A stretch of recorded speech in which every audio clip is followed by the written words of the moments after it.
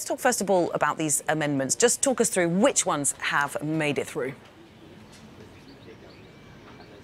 Good morning, Belle. Well, a series of amendments were voted on last night, and the ones that got through were put down by Yvette Cooper, and it basically confirmed, holding the Prime Minister's feet to the fire on what she said on Tuesday, that if her withdrawal agreement doesn't pass on a vote on the 12th of March, that's the withdrawal agreement that's already failed once in the House of Commons after having been delayed, there will then be a vote on no-deal Brexit on the 13th, and then a vote on delaying Article 50 and extending that time period on the 14th of March. Now, that was expected to just be approved orally, but some MPs decided to kick off, and it in the end was voted through by about 502 MPs to 20. So that is now locked in as the timetable.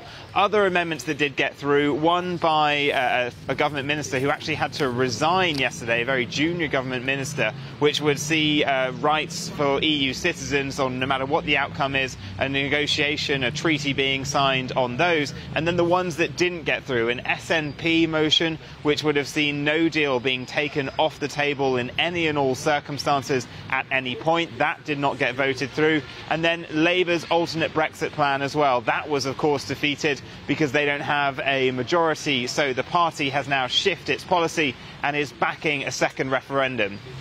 All right, so where does this leave us now, not only in terms of the government's Brexit strategy, but also, as you were just mentioning, in terms of Labour's position? Well, over the next 2 weeks, the government is going to be forcing the message pretty hard to MPs on its own side, those in the ERG, the hardcore Brexiteers like Jacob Rees-Mogg and Boris Johnson, that if you do not vote for Theresa May's withdrawal agreement, which they say is the only one that the EU will accept, you jeopardise the whole of Brexit, because that delay could go on and on. Labour now supporting, of course, a people's vote as well. This is the only way to guarantee you get what you want. But the other factor is Theresa May's majority is dependent on the DUP, the Northern Irish Party, who have said that unless there are some changes made to the Northern Irish backstop, particularly a time limit put on it by the Attorney General, Geoffrey Cox, who's negotiating in Brussels right now, they won't back it. So Theresa May has some big work to do. But we'll also see in the next couple of days how serious Labour are about trying to get a second referendum. They are going to put an amendment down for a vote on it next month, and we'll see how much they really want it, because already some of their MPs, like Lisa Nandy speaking last night on television here, said that those in her constituency don't want to go through all this again. So it's still all up for grabs here.